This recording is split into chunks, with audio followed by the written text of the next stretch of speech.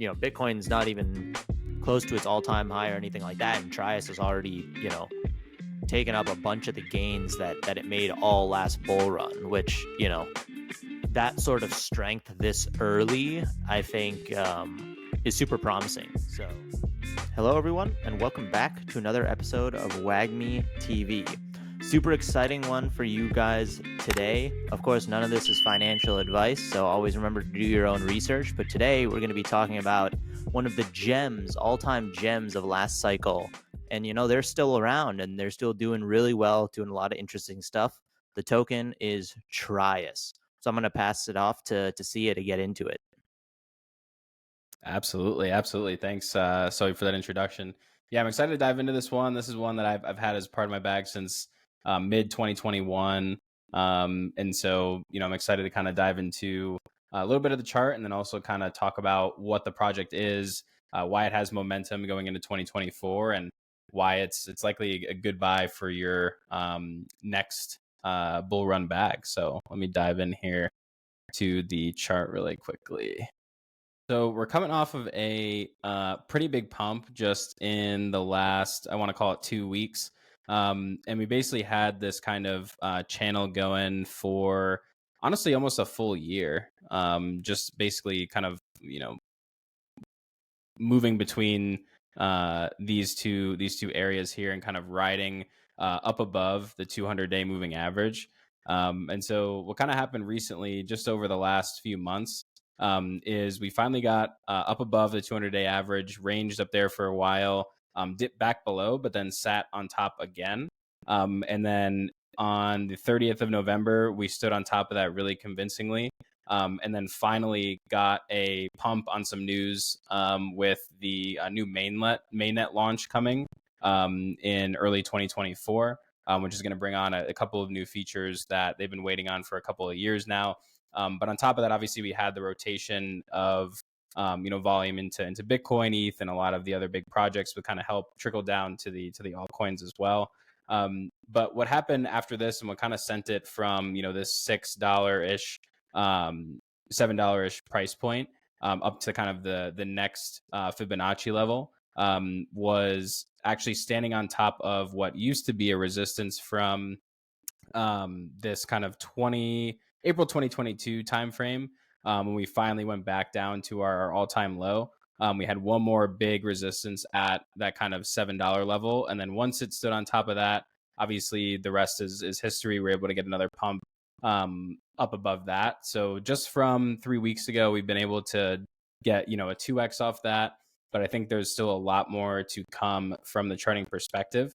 And I'm actually going to draw out what we could see coming in the future here. But while I do that, any comments from you guys? Anything else? I mean, it just looks like really clear kind of a technical trend right there, right? Just coming up, breaking that, I guess resistance level and then just bouncing right off of it straight up. So it looks to be playing out super well.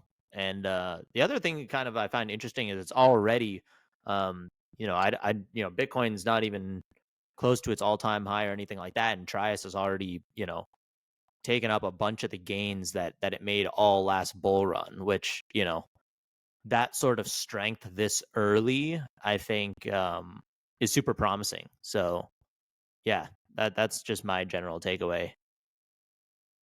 Yeah, that's a good point. Mata, anything? No, I was just going to say, similarly to Soham, I mean, that bouncing right, sending right past it, then coming right back down to kind of test that scene of the crime, if you will, and then just bouncing right up off of it. I mean, that's super exciting stuff from a chart perspective, and it makes you feel like it's, quite healthy. So definitely excited to hear a little bit more about TRIAS and dig a little bit deeper. Sounds good. No, I appreciate that, guys. That's a good insight and totally agree about how it's kind of been textbook in terms of a charting perspective. But whenever we're looking at pricing targets, I always kind of like to pull up these Fibonacci levels. They tend to correlate pretty well with where pricing levels tend to either reverse or keep going. And so right here you can see we're kind of facing this $10.50 fib level right now. We're getting wicks up against it. But if we were able to actually have like a true breakout and stand on top of that, typically you're going to see at one time, it's going to break multiple fib levels. So you can see like even when it's dropping down this way, right, you're going to see it come through a couple on the way up. It comes through a couple pretty quickly. And a lot of times you see it kind of jet essentially 3 to 4 fib levels above where it's trading. So I would be looking at something like up in the, $40 range if we were to have, a large breakout, maybe going into this bull run. And then after that, I'd be looking at something around, $68, $70. So we definitely have quite a ways and quite a bit of potential up from here. We're talking 500%, maybe even more. So I'm excited to see what comes from the charting perspective on TRIAS when we're seeing in the future. But in terms of like just a couple of notes on tokenomics of why I'm also excited, I think it's pretty unique to tokens of this nature. But TRIAS really has a very, very small circulating supply. So the actual necessary volume to get a large pump is not as much as a lot of these other coins. For example, we're at 9,700,000 TRIAS in circulation, where the total supply is only 10 million. A lot of these tokens, if you're familiar with crypto, obviously, you're talking about a billion circulating supply, a few hundred million circulating supply. And so, with minimal volume of, 5 to 8 million, we're talking about 20 to 30% gains in a day. And we're still under 100 million market cap. So a lot of upside from that perspective. But that's another reason why I just like the kind of basically like the token structure and the circulating supply and how easily the volume is kind of manipulated on it. Super interesting. And obviously the tokenomics they play a large role in what happens in the pumponomics. So that's always good to see. The pumponomics, exactly.